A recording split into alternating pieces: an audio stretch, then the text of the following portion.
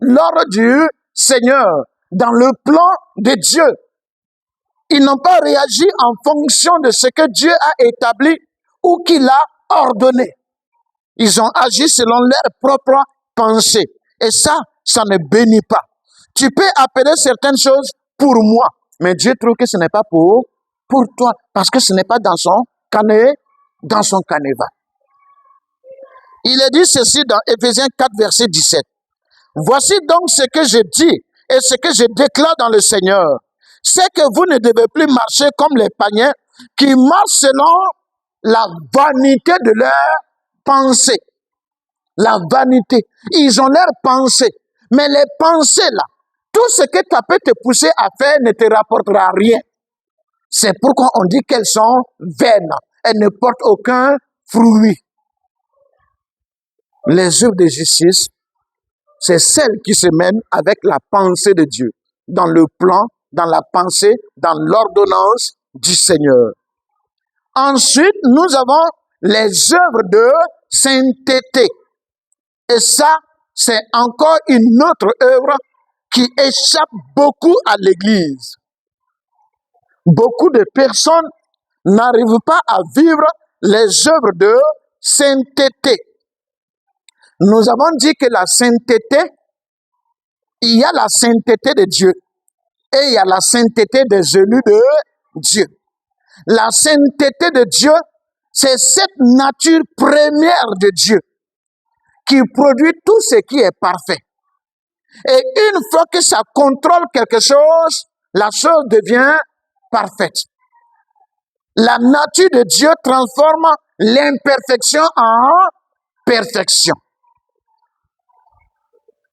Est-ce qu'on se comprend? Donc ça, c'est la sainteté de Dieu. Maintenant, il y a la sainteté de ce que Dieu a prise pour lui. Ça veut dire, chaque fois qu'on utilise cette chose-là, c'est pour apporter ce qui est parfait. Est-ce qu'on se comprend? Tout ce qui est fait à partir de ce qui appartient à Dieu va produire la perfection. Donc, l'homme qui est saint, c'est l'homme qui est marqué par Dieu. Il est reconnu étant pour Dieu. Donc, déjà, il est réservé à Dieu. On dit qu'il est saint. Maintenant, sa sainteté le conduit à sa sanctification.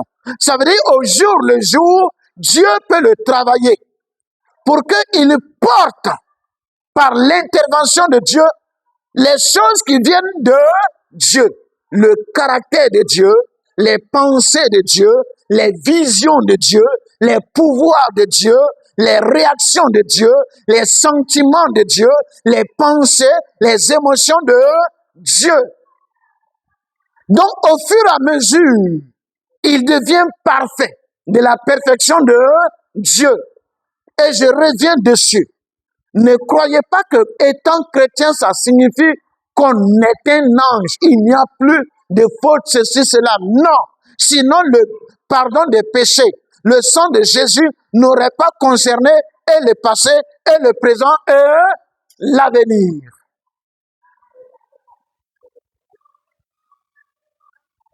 On est d'accord?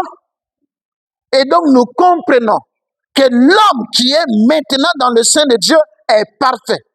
Et il va à la sanctification jusqu'à ce qu'il atteigne l'étape où en étant enlevé, là où tu es aujourd'hui, si tu es enlevé, tu deviens un saint de la vraie sainteté. C'est-à-dire quelqu'un en qui on ne peut plus trouver de péché. Si vraiment tu étais sanctifié, ça veut dire quoi? Si vraiment tu étais conscient que tu appartenais à Dieu et que tu laissais Dieu te travailler au fur et à mesure. Quand en cours de chemin tu es enlevé, ça veut dire que ta sanctification est arrivée à la perfection. Tu as le vrai niveau de sainteté. C'est pourquoi on parle de Saint Pierre, Saint Paul, Saint Jean, Saint ceci, parce qu'ils ne peuvent plus pécher. Ils ne sont plus sujets aux influences de la chair ou du péché. Est-ce qu'on comprend ça?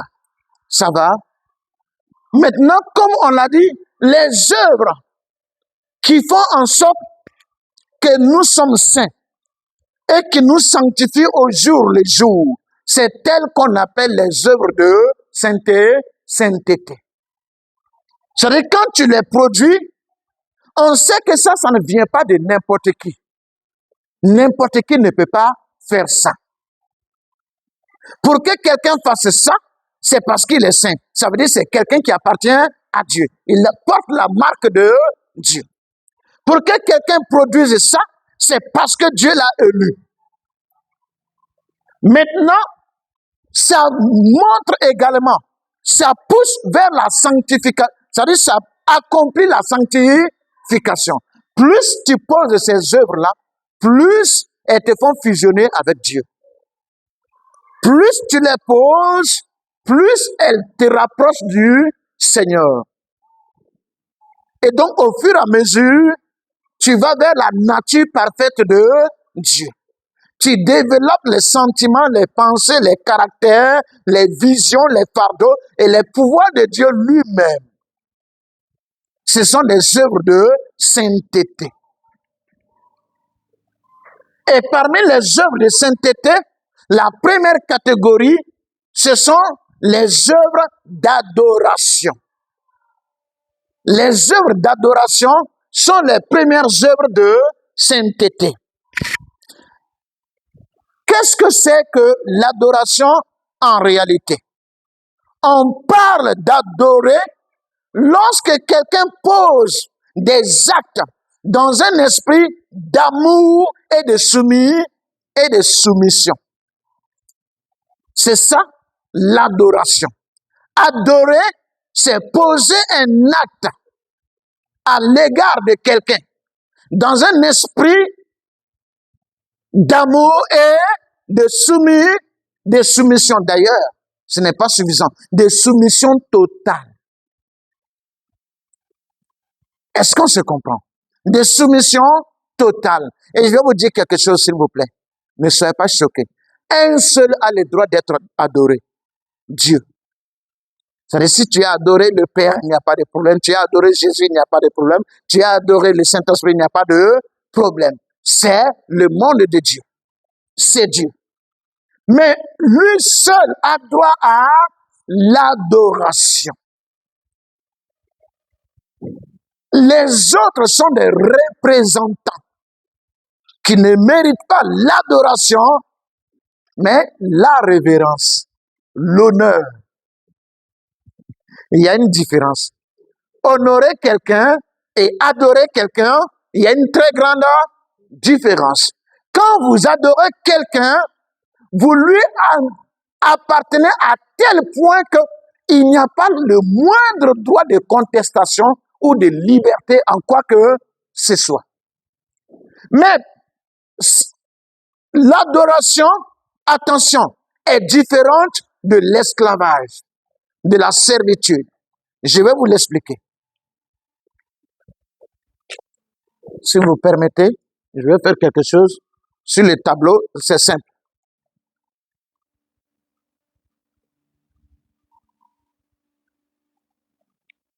C'est juste des figures tracées comme ça.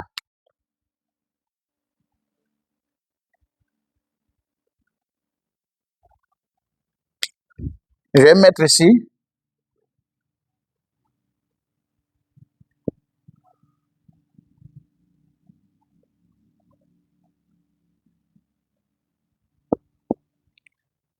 Est-ce qu'on comprend un peu? Voici les deux, voici l'image, elle est très banale. Voilà. Mais je vais l'expliquer. Dieu peut recevoir de chacun d'eux quelque chose qui montre qu'il a de la valeur, qu'il est vraiment Dieu. Est-ce qu'on se comprend? Mais la différence dans l'agrément de ce qui est rendu à Dieu se trouve ici. L'esclave est quelqu'un qui agit parce qu'il n'a aucun moyen de résister à celui à qui il se rend. Donc un plus fort peut soumettre un plus faible. Mais les jours où il a un moyen de dire non, c'est là qu'on saura si c'était un adorateur ou un simple esclave. Est-ce qu'on se comprend, Madame Emmanuel? Ça va? Lui, c'est parce qu'il est dépouillé. il n'a aucun moyen de dire non. Un vaincu, je ne sais pas si on se comprend, qu'on traîne, il n'a aucun moyen. C'est un esclave. Un adorateur, c'est celui à qui on lui laisse le moyen. C'est-à-dire la liberté, la possibilité de dire non. Et pourtant qui dit oui. Et il dit oui entièrement, comme s'il n'avait aucun moyen, alors qu'il a des moyens de dire non. On a toujours des moyens vis-à-vis de Dieu. Il y a un moyen qui ne nous serait jamais enlevé. Sauf si on le donne nous-mêmes. C'est le libre arbitre. Tu as beau être pauvre, tu as au moins le libre arbitre. Donc personne ne peut dire je n'ai rien. Tu as quelque chose, le libre arbitre. Et ça, tout le monde peut l'utiliser pour dire non. Mais l'adorateur dit oui, quand bien même qu'il a la possibilité de dire non. Donc les œuvres que tu accomplis et qui viennent de toi parce que tu es un adorateur, c'est une œuvre d'adoration. C'est-à-dire que tu as conscience que tu appartiens à Dieu. Tu as conscience que tu portes la marque de Dieu. Pour cela, c'est que tu manifestes, tu la manifestes en tant que des choses qui reviennent à Dieu, même si ça t'appartient. Quand vous voyez souvent les gens sur les réseaux sociaux, vous voyez, ils sont en train d'insulter. Les pasteurs prennent ceci, les pasteurs prennent cela, les pasteurs font ceci, cela et autres. Mais en réalité, parce que le problème, c'est quoi? Une fois que quelqu'un agit, quelqu'un a un talent, il a une capacité d'une profession socialement, ce qu'il pense, c'est que c'est lui qui réussit. N'est-ce pas? C'est lui qui a étudié. J'ai souffert, j'ai bâti mon empire, et puis on vient me dire ceci. Mais écoutez, avez-vous déjà vu un entrepreneur mort? Ça veut dire, non, lui c'est possible. Mais un mort entrepreneur, l'avez-vous déjà vu? Quelqu'un qui n'est jamais né, vous avez déjà vu son entrepreneur? Non! Tu n'es jamais né, mais tu as quand même une entreprise. On a déjà vu ça? Ça veut dire que le talent même que tu as manifesté, là, c'est une grâce. C'est quelqu'un qui a créé les conditions. Tu peux avoir ton garba tout de suite. Attaquer bien chaud avec poisson qui fume dessus. Piment à droite, tomate à gauche, oignon en face. Tu peux être en train de mélanger. Au moment où tu as pris boule, quand tu vas balancer au poteau, c'est une manière de parler. Au moment où tu vas avaler, souffle est bloqué net. Attiqué est suspendu là. Est-ce que c'était compliqué de mettre attiqué dans la bouche? C'était compliqué? Non, mais c'est fini pour toi là. Mais pourquoi il te fallait du souffle pour manger attiqué? C'est pour toi? Souffle avec lequel tu as mangé attiqué là, c'est pour toi? Non! Mais vous voyez, les gens finissent par penser que ce qu'ils ont leur appartient. Mais un adorateur comprend qu'il appartient lui-même à Dieu. Et donc, tout ce qui peut se produire en lui appartient à Dieu. Dieu ne te demande pas la dîme parce que lui, il a besoin d'argent. Il ne te demande pas la dîme parce qu'il a envie de t'escroquer. C'est pour toi-même qu'il le demande. C'est des symboles, des signes te démontrant à quel point tu ne t'appartiens pas. Et donc, tout ce qui peut porter ton nom appartient aussi à Dieu. Voilà ce que cela peut signifier. Alors, une œuvre d'adorateur, une œuvre d'adoration, c'est une œuvre qui émane, qui vient de quelqu'un qui appartient à Dieu, qui respecte cela. Il sait que ce qu'il rend à Dieu est encore à Dieu lui-même. La meilleure expression, tu m'as donné pour que je puisse te donner. Anne a dit, si tu me donnes un enfant mâle, je te le prêterai. Donc tu me le donnes et ensuite moi je te le prête. Je te le donne de nouveau.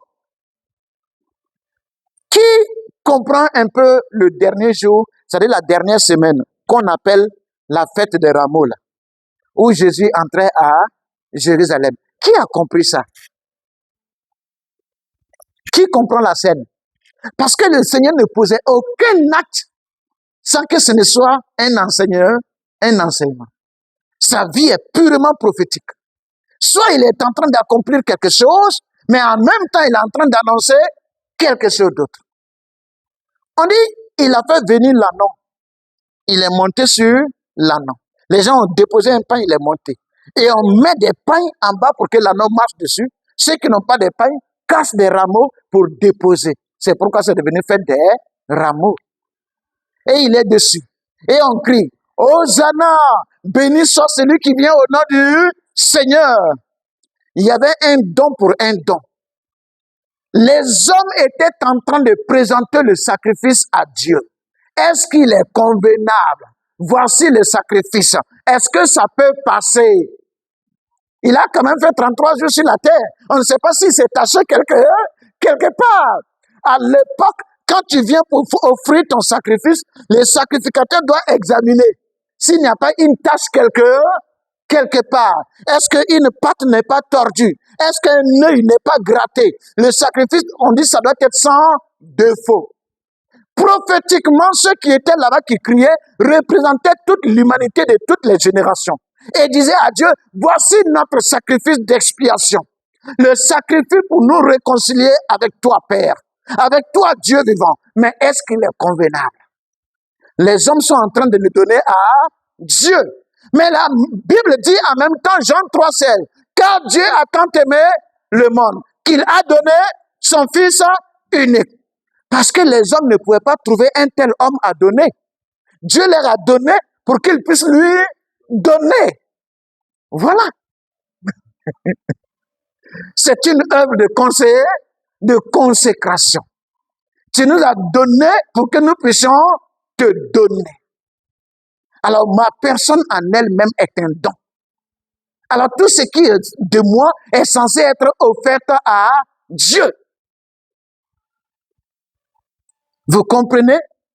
C'est pourquoi tout ce que tu fais, avec encore l'idée de te conserver toi-même, de t'entretenir toi-même, de veiller sur toi, tu brises l'esprit de l'adoration.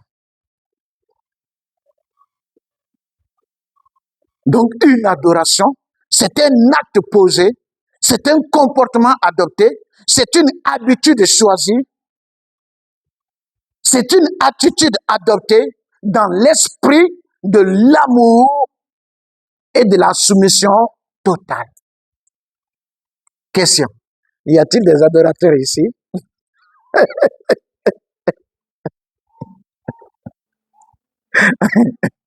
Est-ce que nous sommes des adorateurs? C'est une question très importante. C'est pourquoi je prends cet exemple-là. Dans Luc 21, les versets 1 à 4. Quand nous lisons, nous découvrons qu'il y avait les troncs d'arbres dans la synagogue. Et les gens allaient mettre de l'argent. Ils mettaient de l'argent et Jésus regardait. Jusqu'à ce qu'une pauvre veuve vienne et qu'elle y mette 2 pièces d'argent. Et Jésus est profondément marqué par les gestes de la dame. Et il a dit aux gens, je vous assure, cette femme a mis plus que tous ceux-là. On cherche à comprendre. Et le Seigneur va expliquer. C'est parce que les autres ont mis de l'air superflu. Un superflu, c'est quoi? On a fini de faire les calculs, on peut tout satisfaire. Ça là, ça reste encore. Même si on utilise, ça ne va pas nous déranger. Donc, ils ont pris soin d'eux-mêmes d'abord. Et c'est ce qui reste qu'ils donnent à Dieu. Mais cette femme n'a donné, elle a donné tout ce qu'elle avait pour survivre, c'est-à-dire pour manger après là, pour avoir quelque chose après là. C'est ça qu'elle a pris pour donner. Ça veut dire quoi? Elle avait un choix entre garder cela pour se faire du bien à elle-même ou le donner à Dieu et se mettre dans le risque du manque. On se comprend un peu? Alors, elle a compris que elle-même qui vit là appartient à Dieu. Alors, pourquoi est-ce qu'elle va lutter avec le Seigneur? Je lui donne cela. Je lui appartiens, c'est à lui de prendre soin de moi. Qu'il le fasse, qu'il ne le fasse pas, c'est sa responsabilité, c'est pas la mienne. Moi, je fais ce que j'ai à faire. Elle a choisi entre Dieu et lui, elle a choisi Dieu. Je veux dire, entre Dieu et elle, elle a choisi Dieu. Elle a donné. Les autres n'ont pas fait de choix. Ils pouvaient donner et continuer d'être tranquilles parce qu'ils en avaient suffisamment. C'est un acte d'adoration. L'acte d'adoration, quand tu le poses, tu es entièrement donné toi-même. J'ai vu parler de certains enfants, il a tellement formé son coup de poing que quand il a donné, il a raté l'autre, lui-même il est parti, il allait tomber. Ça c'est adoration. Ouais. Il n'a pas donné seulement le coup de poing, il s'est totalement donné. Et c'est ça qui nous revient. Et l'apôtre Paul parle des chrétiens de Macédoine dans ce terme. On dit non seulement ils se sont donnés à Dieu, mais ils se sont donnés à nous. Ils ont fait plus que ce qu'ils ne pouvaient. Mais ce que tu n'as pas, comment tu vas les donner? Mais ça veut dire que ce qu'ils ont donné là, ça équivalait à leur propre sécurité alimentaire, sociale. C'était leur propre sécurité qu'ils ont mis à mal pour pouvoir donner aux frères de Jérusalem. Dis-moi, quand tu adores, nous on se dit que l'adoration c'est les 5 minutes à l'église où on voit les bras levés façon là. Comme je l'ai dit, on dirait des manguiers mal séchés. Oh Jésus, tu es bon. Eh mon Dieu, puis ça plaît. Mais en même temps, quand tu as touché un peu, faut pas t'amuser. C'est quoi ça? Tu vois pas, non? Voilà un adorateur. Mais il est encore bien conservé pour lui-même.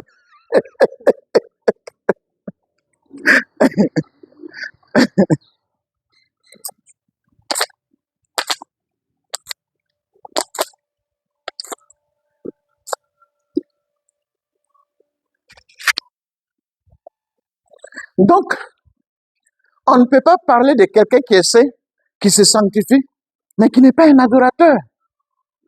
Les choses que tu es censé faire, que tu es censé manifester, tu les fais avec une telle négligence. Seulement quand ça ne te touche pas, tu fais.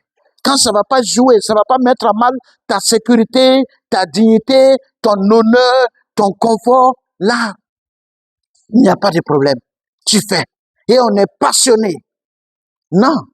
Ça, c'est Dieu lui-même qui est en train de faire son œuvre, mais tu n'as jamais participé. Tu n'y as jamais été. Parce que qu'est-ce qui est sorti de toi pour ça? Quoi? Les adorateurs. Dans 1 Corinthiens 10, 31, l'apôtre Paul dit, soit que vous mangiez, soit que vous buviez, quelque autre chose que vous fassiez, faites tout pour la gloire de Dieu.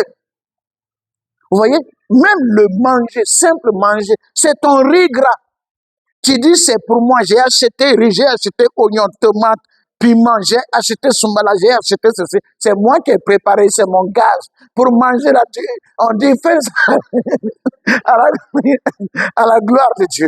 Mais en fait, ce que ça veut dire, depuis que tu allais acheter pour venir, tout ça là, ce n'était pas pour toi. L'argent avec lequel tu as acheté, il t'a fallu respirer, il t'a fallu être en bonne santé, il t'a fallu être normal pour sentir que tu dois manger. Donc ça ne vient pas de toi. Depuis la racine jusqu'au fruit, c'est Dieu. Mais qu'est-ce que nous on en fait? On se met au milieu quelque part là, c'est pour moi. Non, on n'est pas des adorateurs. Alors si quelqu'un comprend les choses de cette manière, tu imagines que ce soit le culte, le temps avec Dieu, les choses naturelles que tu comprends comme naturelles, ce n'est plus naturel. J'ai dit quelque chose, ça choque souvent des personnes. Il n'y a pas ce qu'on appelle une vie spirituelle, une vie conjugale, une vie professionnelle. Ça n'existe pas. Il y a une seule vie et tout le reste se trouve dedans. Tu es spirituel et ta vie est spirituelle. Tu es charnel et ta vie est charnelle. Point. La vie professionnelle, elle est professionnelle, charnelle ou spirituelle. La vie conjugale, elle est conjugale, charnelle ou spirituelle. Il n'y a pas plusieurs vies. Tu as quelle narine pour quelle dimension? Narine de professionnel, narine de conjugal, non. Il y a, il y a un seul souffle pour tout ça. Donc, soit tu es charnel ou tu es spirituel. Il n'y a pas. Non, souvent c'est un abus de langage. Ma vie spirituelle, quand je regarde ma vie spirituelle, et puis je regarde ma vie professionnelle, et puis je regarde... Non. Tout est englobé dans une seule vie. Si elle appartient à Dieu, c'est la vie de Dieu. C'est sa Zoé. C'est la vie spirituelle. Si elle n'appartient pas à Dieu, c'est la vie charnelle. C'est l'animal. Point.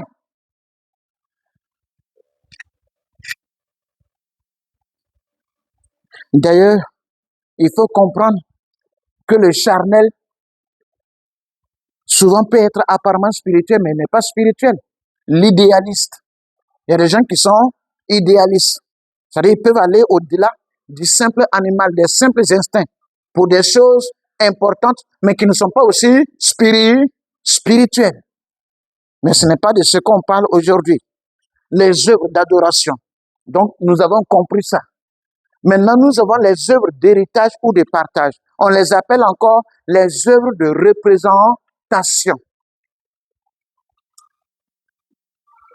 Ça veut dire quoi? Un héritier, c'est qui?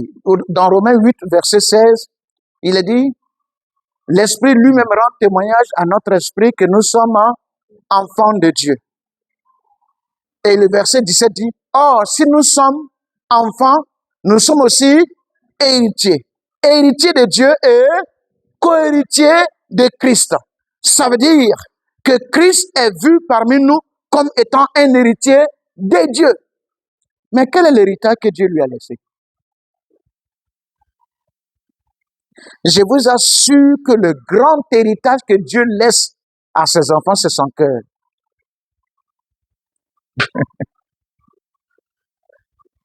Nous, les humains, nous n'arrivons pas à laisser nos cœurs à nos enfants. Mais si tu es un héritier de Dieu, souvent j'ai entendu ces enseignements-là et on a toujours lié ça à la puissance. Nous sommes les héritiers de Dieu. Nous avons la puissance. Nous avons ceci. Et souvent, c'est l'héritage que Dieu laisse à ses élus, c'est d'abord son cœur. C'est-à-dire, tu vois comme Dieu voit. Tu entends comme Dieu entend. Tu considères comme Dieu considère. Quand quelqu'un fait les choses avec le cœur de Dieu, il partage la responsabilité de Dieu. C'est ce que j'expliquais en disant ceci. Jésus a dit dans Matthieu 10, 42, il a dit, si vous donnez à manger ou bien un verre d'eau à l'un de ces petits, parce qu'il m'appartient, c'est à moi que vous l'avez donné. Ça veut dire quoi? Il m'appartient à moi, Jésus. C'est moi qui suis censé m'occuper de lui. Alors, mon cœur est de le mettre en bonne condition. Celui qui partage mon cœur aura toujours ce fardeau que cet enfant soit en bonne condition. Il partage mon cœur. Donc, il a hérité de moi. Un héritage est toujours supérieur à un don. Je vous l'explique. Quelqu'un qui vous fait un don, il allait prendre quelque chose, il peut ne pas trop porter son attention là-dessus, parce que ce n'est pas lui qui en a besoin. Il vous le donne. Mais quand vous héritez quelque chose de quelqu'un, en ce moment, ce qu'il vous prenez là, il l'avait fait avec tous les soins pour lui. Il y avait mis toute son attention. Donc, quand vous prenez ça, c'est toute son attention que vous avez avec. Tu as hérité sa chemise, il faut comprendre que c'est toute son attention que tu as prise avec cette chemise.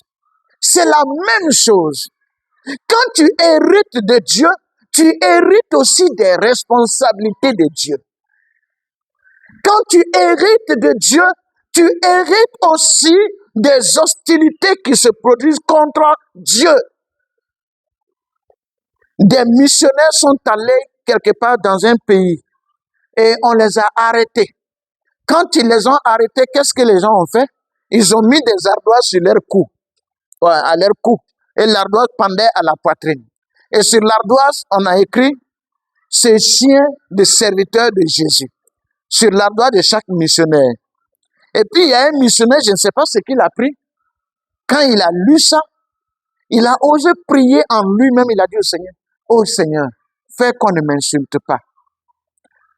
Quand il a fait cette prière en lui-même net, il y a l'un des bourreaux là, de ceux qui les persécutent, qui est revenu, qui a pris son ardoise, qui a effacé. Et qui a dit, ce serviteur de Jésus, c'est chien. Le missionnaire a commencé à pleurer parce qu'il a compris le message. On a dit c'est chien de serviteur de Jésus. Ça veut dire que ça, c'est le missionnaire. Il ne veut pas qu'on l'insulte. Jésus n'a rien dit. Il a poussé l'un des hommes à venir, il a effacé, puis il a écrit, le serviteur de Jésus, c'est chien. Ça veut dire que Jésus est venu prendre son injure. Tu ne veux pas la partager avec moi? C'est pour moi, c'est pas grave. Je la prends. Il a commencé à pleurer parce qu'il a compris le message. Combien d'entre nous comprenons ça? Souvent, nous ne faisons pas attention aux persécutions que nous subissons. Il y a des persécutions qui visent le serviteur et il y en a qui visent le Seigneur dans le serviteur. Souvent, nous ne faisons pas la différence. Certaines persécutions visent le serviteur en ce sens que souvent, il y a des arrière-plans. Est-ce qu'on se comprend un peu? Vous avez été avec des personnes dans certaines situations, ou bien tu as été sorcier, imaginez, tu as mangé famille de quelqu'un, maintenant tu es serviteur de Dieu. Même quand tu es en train de prêcher l'amour, lui, il te regarde. Est-ce qu'on se comprend un peu? Donc, il y a ta personne qui peut provoquer même certaines situations. Mais, il y a les persécutions contre le Seigneur dans le serviteur. C'est-à-dire ce qu'il produit. On ne le supporte pas. Et on a envie qu'il ferme la bouche. On a envie qu'il se taise. Parce que chaque fois que sa bouche s'ouvre, le Seigneur balance ce qu'il veut balancer. Chaque fois que sa main s'étend, Dieu fait ce qu'il veut faire. Donc, quand on empêche le serviteur d'ouvrir la bouche, c'est parce qu'on veut s'opposer au Seigneur qui veut parler. Donc, souvent, la persécution vise le Seigneur dans le serviteur. Si le serviteur tout de suite s'est retiré du Seigneur, il n'a aucun problème. Il n'a aucun problème.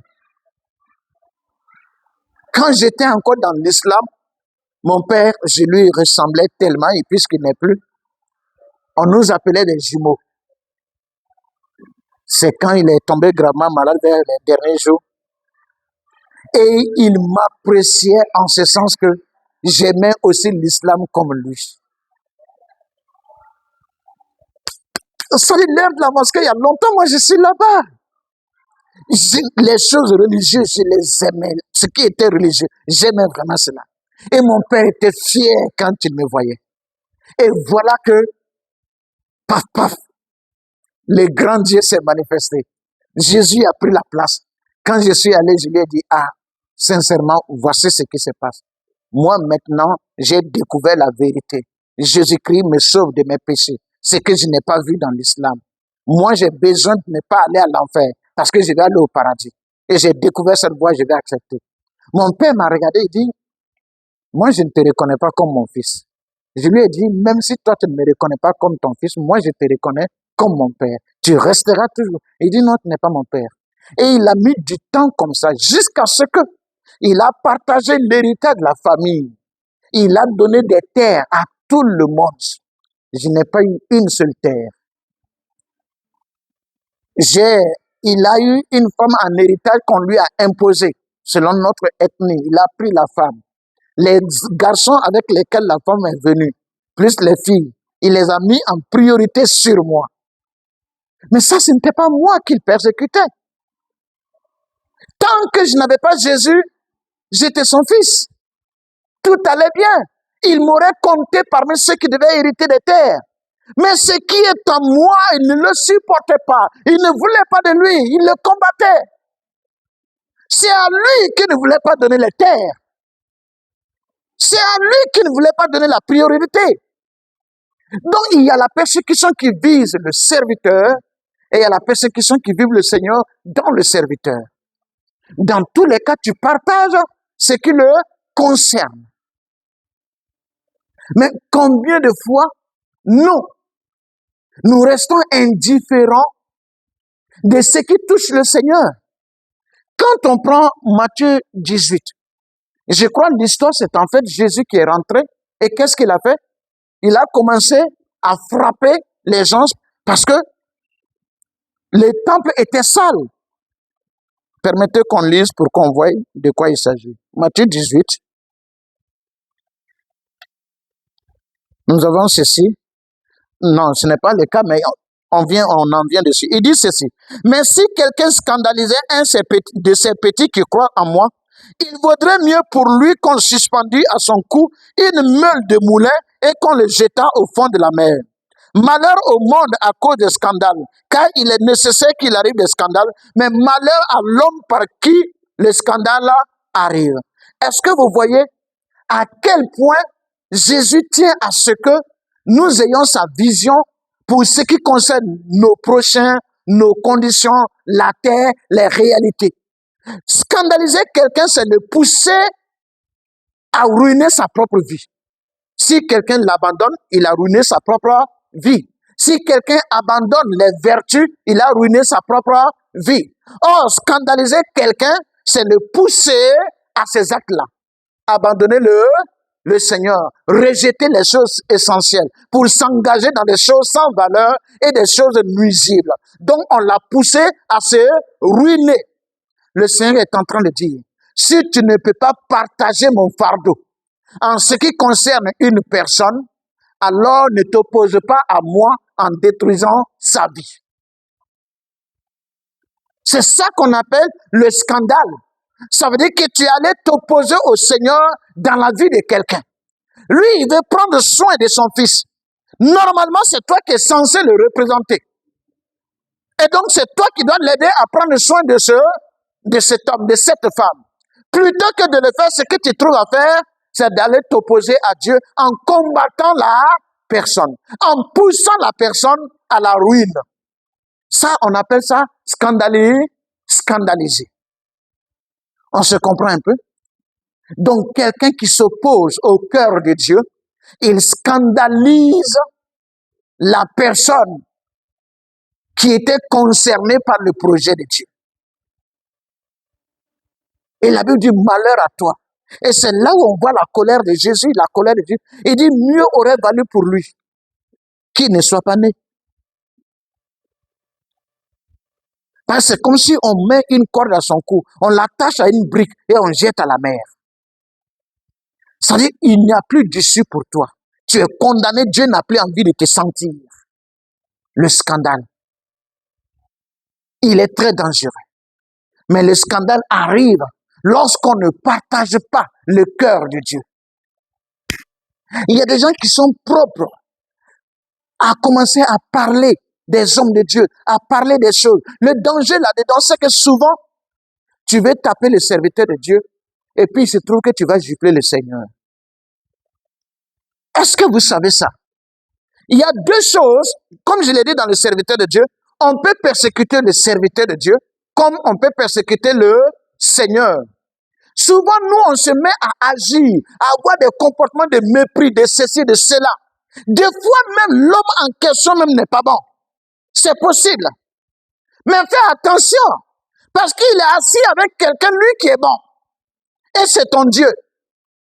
Mais au moment où toi, tu veux gifler l'homme, il se peut que tu allais gifler le Seigneur. Tu vas le payer. C'est pour ne pas gifler souvent le Seigneur qu'on laisse aussi le mauvais avec lui. Lui-même n'a qu'à se servir de gérer ça. Parce que toi, tu ne sais pas ce qui se passe entre les deux. C'est là où nous devons faire vraiment attention. Quand le Seigneur m'a appelé nouvellement, il m'envoyait souvent dans des missions, dans des lieux reculés.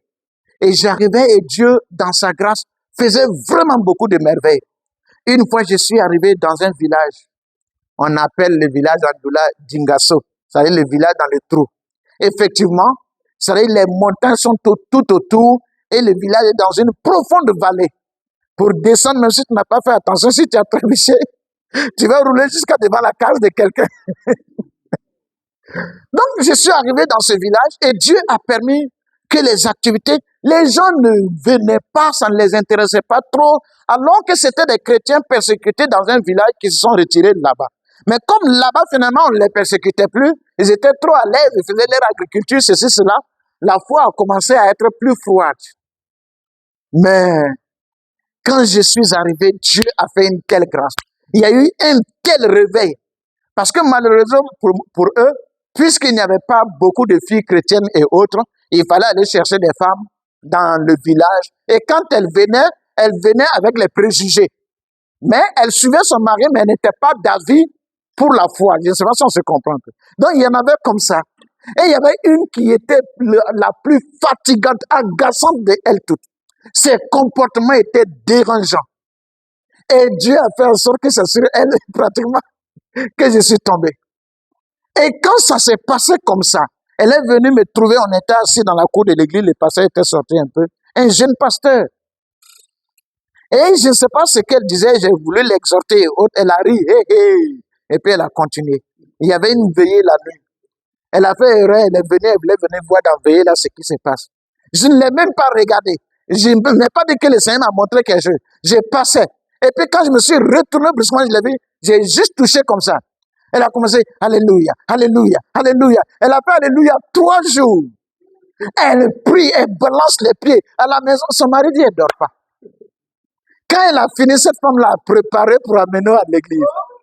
On a mangé avec une telle joie. Maintenant, elle prend balai, elle quitte chez elle. 5 heures du matin, 6 heures, elle vient balayer l'église. Dieu a vraiment fait des merveilles. Une équipe d'intercession s'est installée. Dans ce programme, j'étais en train de prier pour les gens et le pasteur était assis de côté. J'avais une vision pour lui, mais j'étais dans la jeunesse spirituelle. Donc, je suis allé, j'ai imposé la main sur le pasteur. Tout de suite, le Seigneur a réagi. C'est mon berger. J'ai enlevé la main. Après, j'ai compris que ce que je faisais était démoniaque. Parce que je retirais l'autorité du pasteur devant le peuple. Et qu'est-ce qui se serait passé après? Il a des autorités.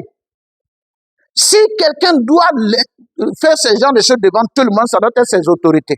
Parce que là, ils viennent confirmer son autorité.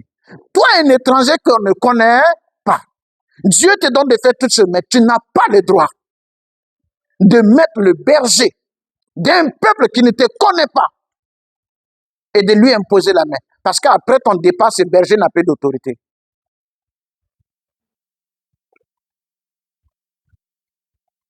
Le Seigneur a réagi tout de suite. J'ai dit, très vite. Vous voyez, souvent, il y a des actes qu'on pose. On ne comprend pas. Mais qu'est-ce qui m'a amené à ce point? Il était d'abord jeune, ensuite il n'avait pas la carrure qu'apparemment j'ai présentée. Donc, je me suis permis. Or, le vieux père était assis aussi. Donc, il y a des choses, il ne faut pas t'amuser. Et les gens ne comprennent pas ça, c'est dangereux. Les œuvres où on partage le cœur de Dieu. C'est le cœur de Dieu qui fait que ces pouvoirs aussi nous sont donnés. Et si tu ne partages pas le cœur de Dieu, tu ne vois pas sa vision. Moi, j'entends souvent beaucoup de serviteurs de Dieu. Quand tu entends leur vision, tout ce que tu vas entendre, c'est ce qu'ils vont devenir. Comment ça va être comme ça? Comment ça va être comme ça? Comment ça va être comme ça? Ils ne se rendent même pas compte du projet de Dieu qui est appelé à être réalisé. Non. Alors quand quelqu'un est comme ça, il est capable de bafouer l'œuvre de Dieu. Il est capable de bafouer la vision de Dieu parce qu'il va utiliser sa propre vision. Et donc il y a un problème.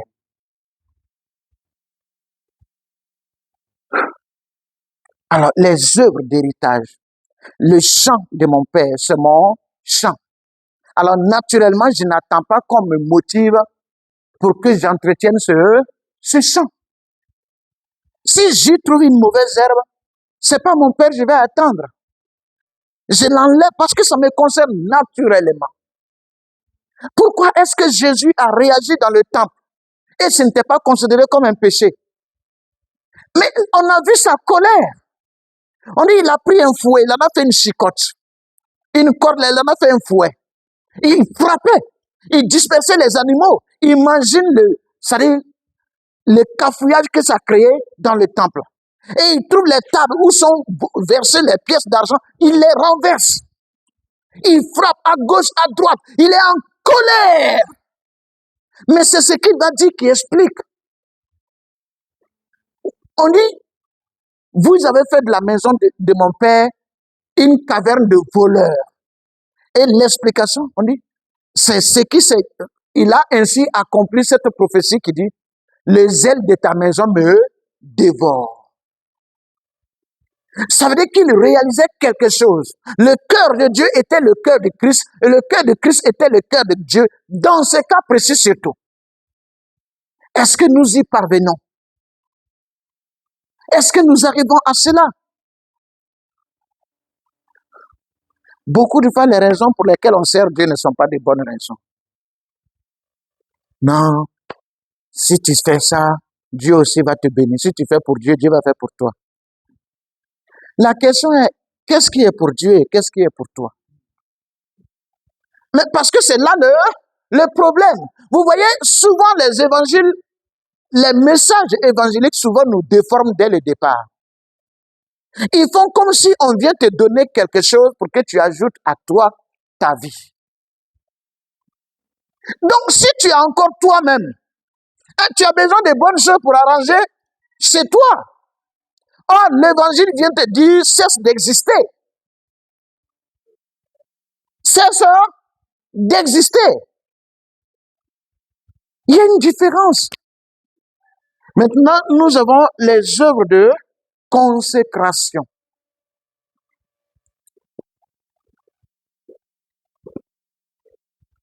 Les œuvres de consécration. Qu'est-ce que c'est exactement la consécration? Ou alors consacrer. Ça veut dire choisir et mettre spécialement à part pour quelque chose. J'ai expliqué ici en disant qu'il y a 3 consécrations. La première consécration, c'est la consécration de celui qui se dispose. Il est avec Dieu, il dit, Seigneur, à tout moment que tu as besoin de moi, je suis disponible. C'est une consécration.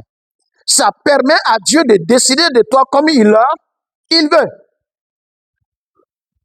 Normalement, quelqu'un qui a opéré les œuvres d'adoration, qui arrive au niveau de l'héritage, la consécration n'est plus un problème.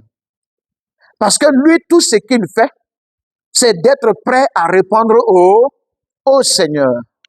Quand tu prends par exemple Ésaïe chapitre 6, je ne l'ai pas écrit ici, mais c'est une explication. Je crois le verset 8. La Bible dit, quand Dieu s'est révélé à Ésaïe, cet homme était désormais prêt. Dieu pouvait l'envoyer. Je voudrais que nous le lisions ensemble. Ésaïe 6, je vais commencer au verset 6 et je vais jusqu'au verset 8 qui m'intéresse. Ésaïe 6, 6 à 8. Mais l'un des séraphins vola vers moi, tenant à la main une pierre ardente qu'il avait prise sur l'autel avec des pincettes. Il en toucha ma bouche et dit, ceci a touché tes lèvres, ton iniquité est enlevée et ton péché est expié. J'entendis la voix du Seigneur disant, qui enverrai-je et qui marchera pour nous? Je répondis, me voici, envoie-moi. Ça, c'est une première consécration. J'explique d'abord les consécrations et puis maintenant je vais venir aux œuvres de consécration.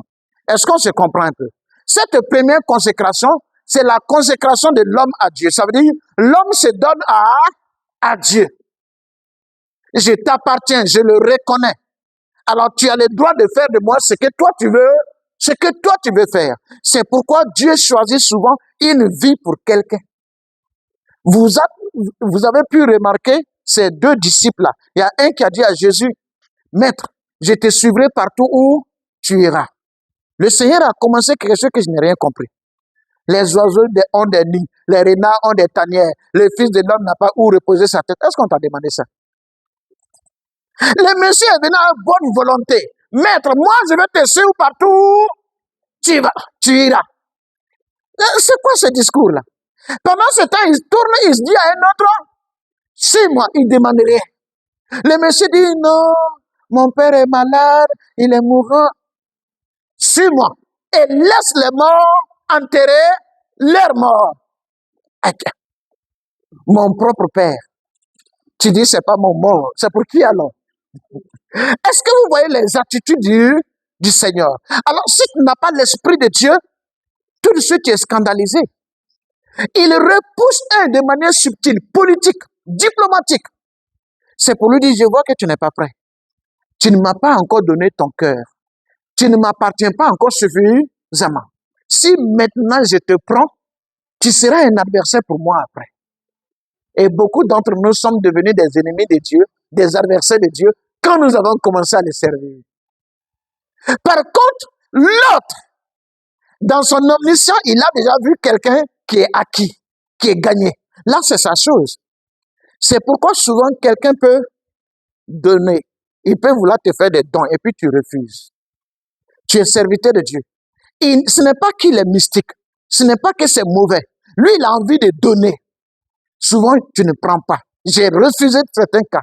Je ne prends pas parce que je n'avais pas besoin de cet argent-là. Quand j'ai vu ça, mon cœur bat. C'est clair. Mais je ne peux pas prendre parce que celui qui donne là, il n'est pas encore lui-même donné à Dieu. Donc, quand il va te donner, ça pourrait devenir une pierre d'achoppement après. Ce qu'il a donné même va fermer son cœur vis-à-vis de Dieu. Ça peut le gonfler pour qu'il devienne rebelle. Ça peut l'amener à se sentir là où Dieu ne l'a pas mis là-bas. Ça peut finalement le scandaliser. Il ne comprend pas. Mais il y a des gens qui sont capables de dire, toi, j'ai besoin que tu me fasses ceci. J'ai besoin que tu me donnes là. Parce que ce sont des gagnés. Ce sont des consacrés. Quand tu es un consacré, on peut te demander sans aucun problème. Mais tout se fait dans la lumière, dans la bonne foi.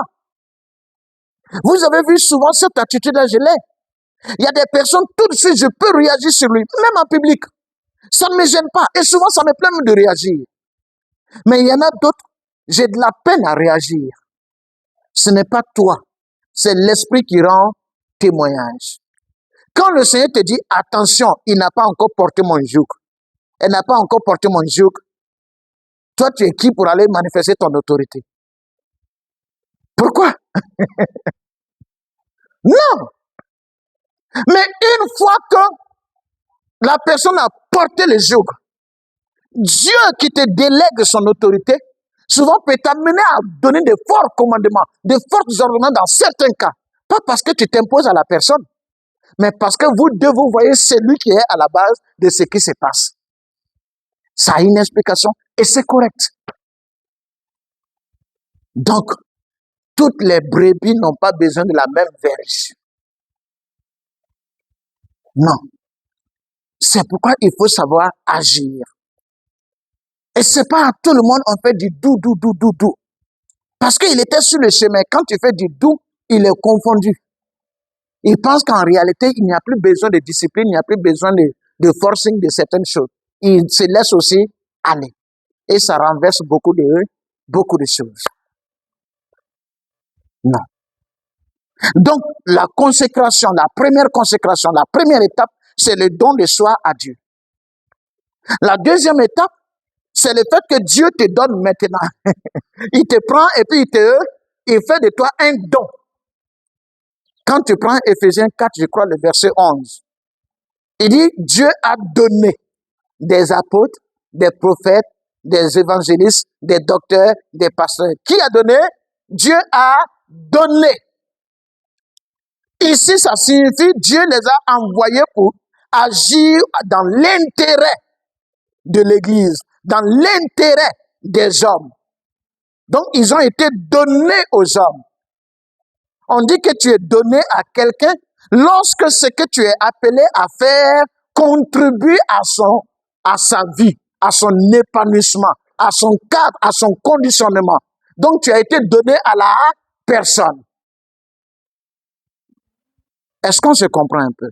Voilà. Donc, toi, tu te donnes à Dieu et Dieu te prend maintenant, il te donne. L'apôtre Paul a été donné aux païens.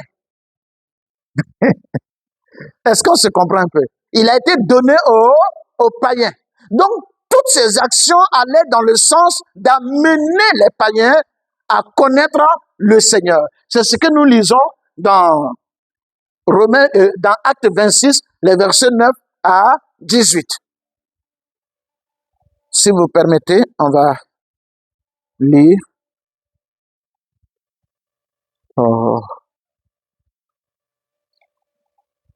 Les Actes des Apôtres au chapitre 26.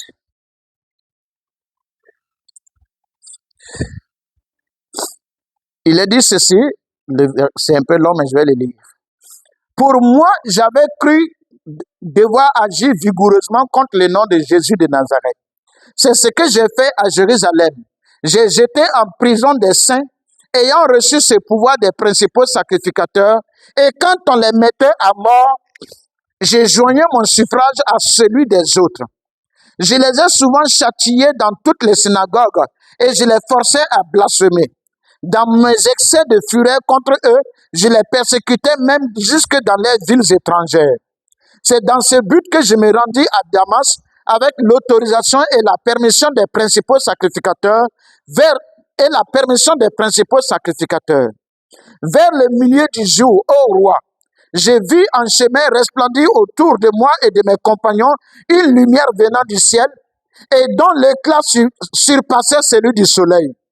Nous tombâmes tous deux par terre et j'entendis une voix qui me disait en langue hébraïque, « Saul, Saul, pourquoi me persécutes-tu? Il te serait dû de regimber contre les aiguillons. » Je répondis, « Qui es-tu, Seigneur? » Et le Seigneur dit, « Je suis Jésus que tu persécutes. Mais lève-toi et tiens-toi sur tes pieds, car je te suis apparu pour t'établir ministre et témoin des choses que tu as vues et de celles pour lesquelles je t'apparaîtrai. Je t'ai choisi du milieu de ce peuple et du milieu des païens vers qui je t'envoie, afin que tu leur ouvres les yeux pour qu'ils passent des ténèbres à la lumière et de la puissance de Satan à Dieu, pour qu'ils reçoivent par la foi en moi le pardon des péchés et l'héritage avec les sanctifiés. Alléluia! Gloire à Dieu. Vous voyez, l'apôtre Paul rend témoignage de son appel. Il dit, il était un persécuté de l'église du nom de Jésus-Christ. Il allait à Damas et c'est là que le Seigneur lui apparaît. Il tombe. L'histoire même sera encore intéressante si dans le chapitre 9, on lisait, là où quand Saul est tombé, il a dit, « Qui es-tu, Seigneur ?» Jésus a dit, « Je suis Jésus de Nazareth que tu persécutes. » La deuxième question, c'est quoi? « Que veux-tu que je fasse ?» Il était prêt. Il s'était donné maintenant. Et c'est là que Jésus va lui dire, « Voilà, je t'envoie. Je te suis apparu pour que tu sois ministre, c'est-à-dire serviteur de l'évangile. Que tu ouvres les yeux des païens, qu'ils passent des ténèbres à la lumière, de la puissance de Satan à Dieu, et qu'ils reçoivent en moi le pardon des péchés et l'héritage avec les sanctifiés. » Voilà ce que Paul devait aux non-chrétiens, aux non-juifs, aux païens, les autres contrées. Il leur devait ça. Parce qu'il a été un don. On l'a pris et on l'a donné. Mais vous voyez bien que Paul s'est donné à Jésus et Jésus a donné Paul aux païens. Dis-moi, est-ce que tu penses que Dieu t'a vraiment donné? À qui? Maintenant, s'il t'a donné, à quel moment toi tu t'es donné à lui pour qu'il puisse te prendre et te donner? Vous voyez? Donc ça, c'est la deuxième phase de la consécration. La troisième phase de la consécration, ça vient encore de toi. Ce pourquoi on t'a donné là, ça devient ta vie. Jean 4, 34. il est dit ceci. Ma nourriture est de faire la volonté de celui qui m'a envoyé et d'accomplir son œuvre. Jean 4, 34. Ça veut dire, si je ne l'ai pas fait, je ressemble à quelqu'un qui est affamé. Je ne suis pas normal. Je ne suis pas dans ma condition qu'il faut. Il faut que je fasse cela. Alors, dans ce cas de figure, la consécration, c'est le fait que la personne s'arrange pour éloigner de lui ce qui peut compromettre l'accomplissement de sa vision et pour s'attacher à ce qui peut favoriser l'accomplissement de sa mission. C'est ça. Donc souvent, Dieu lui-même va arracher des choses. Mais des fois, il te montre pour que toi-même tu abandonnes. Et il y a des choses qu'il te colle. Et il y en a lui-même, il te montre pour que tu t'y attaches. Est-ce qu'on se comprend? Donc c'est ça, l'autre consécration qui vient couronner le reste. Tu dois te consacrer. Souvent, les gens prennent comme consécration les jeûnes. Ils rentrent faire 21 jours de jeûne. Et puis tu entends, je suis allé faire un jeûne de consécration là. Ça n'existe pas. Je vous l'ai dit, ça n'existe pas. Non, non, non. Quand tu es en jeûne, ça peut être de l'adoration, ça peut être une quête d'orientation. Tu as besoin d'aller savoir des choses avec Dieu, d'aller vivre des choses avec lui. Vous entrerez, vous sortirez et vous trouverez des pâturages. Voilà le jeûne. Mais ce n'est pas consécration. La consécration, c'est toi, Dieu et enfin toi encore. Tu te donnes. Dieu te donne et toi tu t'arranges. C'est là où, que ce soit dans les caractères, dans les habitudes, dans les sentiments, que ce soit dans les projets, ce que tu aimes, ce que tu n'aimes pas, les conditions anciennes, tu apprends à arranger les choses afin que tu sois réservé pour la mission qui t'a été confiée. Donc, tu te débarrasses de ce qui peut te gêner et tu t'accroches à ce qu'il te faut pour le réaliser. Si pour réaliser une mission, j'ai besoin d'une pelle, il faut que je m'arrange pour trouver une pelle. Mais si je porte un sac qui va me déranger et m'empêcher d'être libre, je me débarrasse du sac.